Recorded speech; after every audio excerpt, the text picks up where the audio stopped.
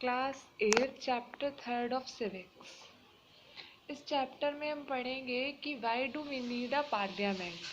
हमें संसद की ज़रूरत क्यों है, हमारे देश में जो पार्लियामेंट है उसकी नीड क्या है। We in India pride ourselves on being a democracy. हम अपने आप को एक डेमोक्रेटिक कंट्री कहते हैं और इस पर हम बहुत गर्व भी करते हैं। Here we will try and understand the relation between the ideas of participation in decision making and the need for all democratic governments to have the consent of their citizens।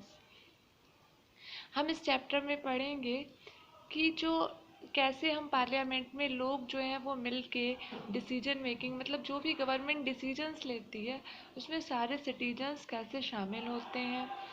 It is there these elements that together make us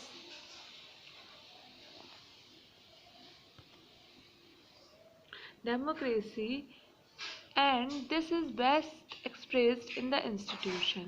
और इस तरीके से हम एक democratic government के तौर पर काम कर पाते हैं। We will try to see how the parliament enables citizens of India to participate in decision making and control the government। कैसे हम लोग बोलते कि हमारे इंडिया में डेमोक्रेटिक सिस्टम है और हम सब मिलकर देश चलाते हैं, thus making it is the most important symbol of Indian democracy and a key feature of the constitution। तो पार्लियामेंट कैसे काम करती है और कैसे ये कॉन्स्टिट्यूशन का एक महत्वपूर्ण फीचर है, इस बारे में हम पढ़ेंगे। Why should people decide? India, as we know, became independent on 15th August 1947। हम सभी जानते हैं कि इंडिया जो है 15 अगस्त 1947 को फ्री हुआ। इससे पहले यहाँ पे ब्रिटिशर्स का राज था। Preceding this was a long and difficult struggle in which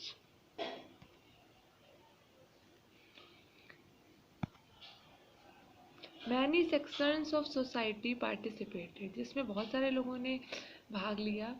People from various backgrounds, बहुत अलग अलग, कुछ लोग बहुत पैसे वाले थे, कुछ गरीब थे, किसान थे, छोटे मोटे काम करने वाले थे। Joined the struggle and they were inspired by the ideas of freedom, equality and participation in decisions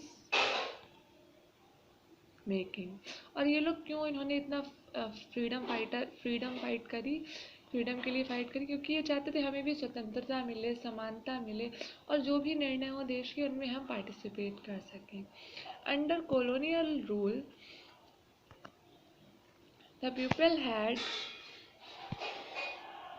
lived in fear. Colonial rule में क्या होता था, लोग डर में रहते थे ऑफ द ब्रिटिश गवर्नमेंट के, and did not agree with many of the decisions that they took। और वो उन सारे निर्णयों से खुश भी नहीं थे जो निर्णय ब्रिटिश गवर्नमेंट लेती थी। The nationalists began to openly criticize the British government and make demands। बहुत नेशनलिस्ट थे, उन्होंने क्या करा, ब्रिटिश सरकार को क्रिटिसाइज करना शुरू किया और फिर उन्होंने अपनी डिमांड्स रखी। As far back as 1885 the Indian National Congress demanded that there be elected members in the legislature with the right to discuss the budget and ask questions.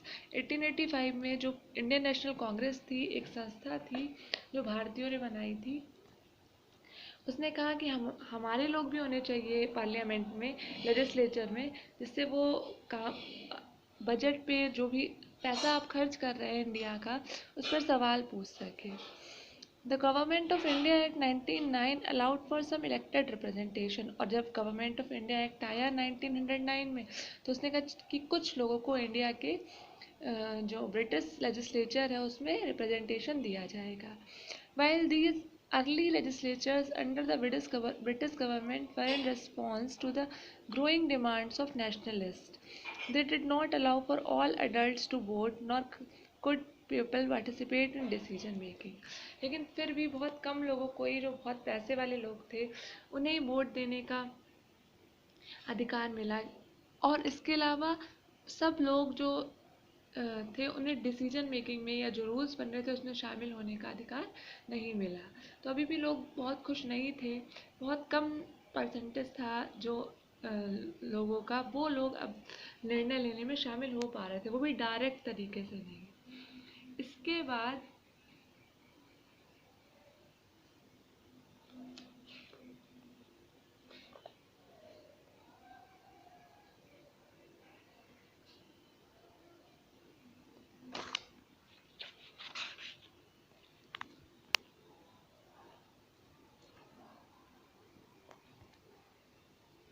people and their representation. The take-off point for a democracy is the idea of consume. लोग क्यों चाहते हैं उनका representation हो?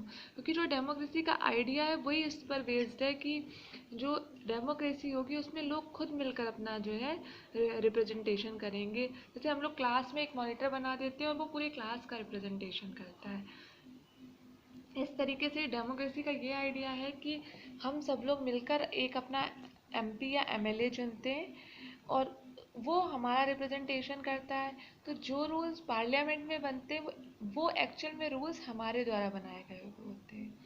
The basic idea in this kind of democracy in that the individual or the citizen is the most important person, and that in the participate principle in the government as well as other public institution need to have the trust of these citizens.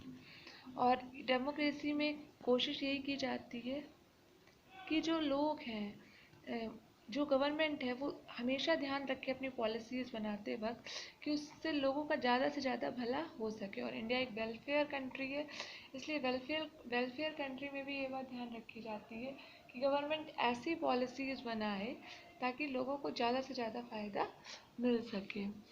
इसमें देखो इन्होंने दिया है, use the terms constituency and represent to explain who an MLA and how the person gets elected.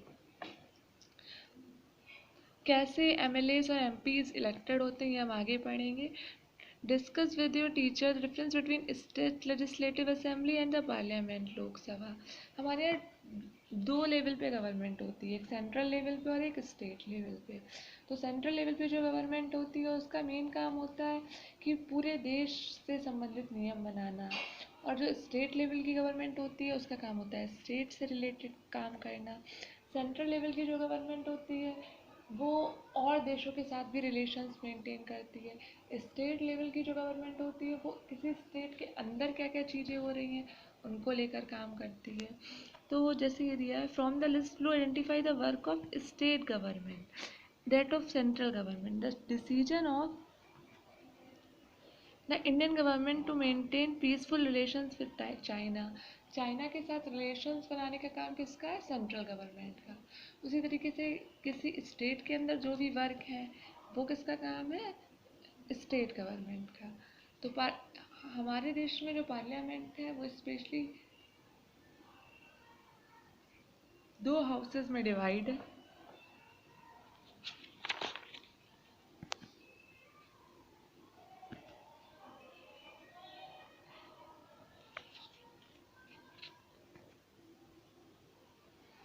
The parliament of India, जिसे हम संसद भी कहते हैं, is the supreme law making institution.